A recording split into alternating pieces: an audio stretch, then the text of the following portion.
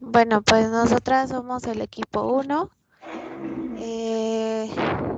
conformado por Ronce Cepeda, Adamar Itzel, Magdalena Vélez Regina y Ceballos Martínez Yamilet.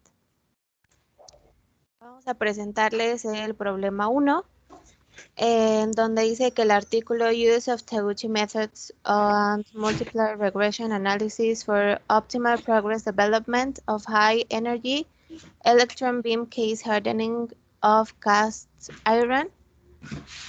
Describe un experimento factorial diseñado para determinar cómo los factores de un proceso de haces de electrones de alta energía afectan la dureza en metales.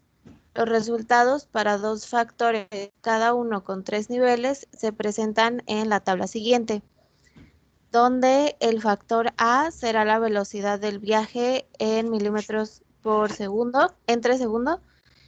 El factor B será el voltaje de aceleración en volts. El resultado es la fuerza de Vickers y hubo 6 réplicas para cada tratamiento.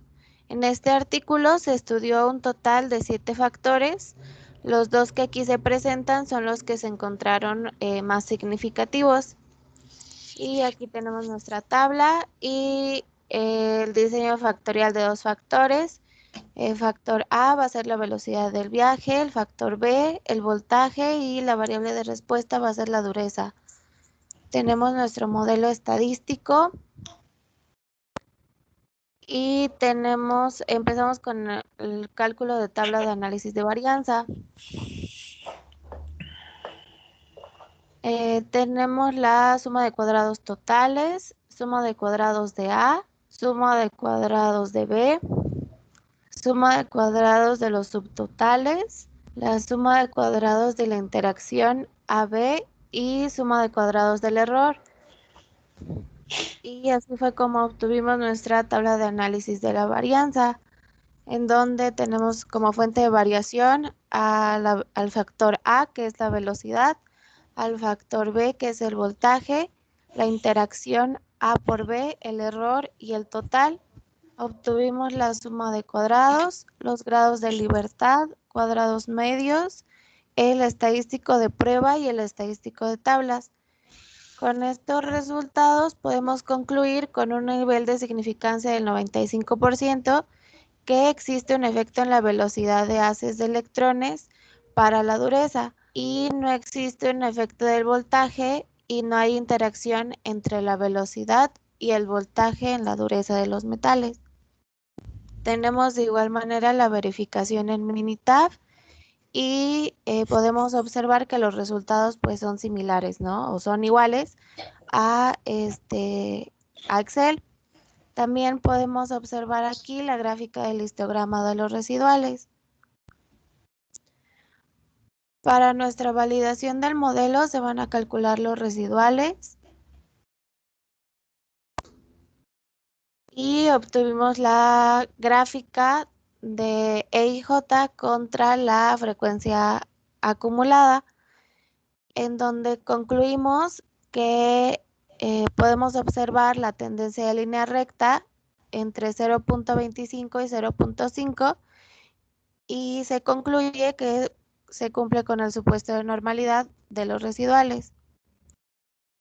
De la misma manera tenemos la comparación con Minitab.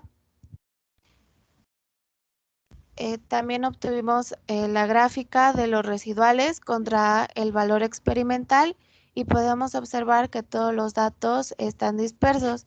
Entonces, el modelo matemático estadístico propuesto pues es el adecuado para el análisis.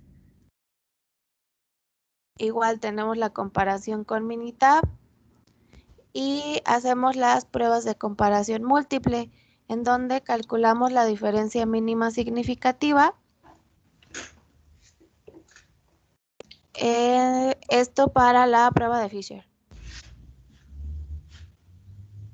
Se ordenaron los promedios de los tratamientos de menor a mayor y se calcularon y se compararon. Podemos observar y como una conclusión que aplicando el método de Fisher se concluye con un nivel de significancia de 0.5 que la velocidad de haces de electrones de 10 milímetros sobre segundo tienen una dureza en el metal mayor con respecto a la velocidad de haces de electrones de 20 y de 30. Asimismo, no existe una diferencia significativa en la dureza del metal en las velocidades de los haces de electrones de 20 y de 30.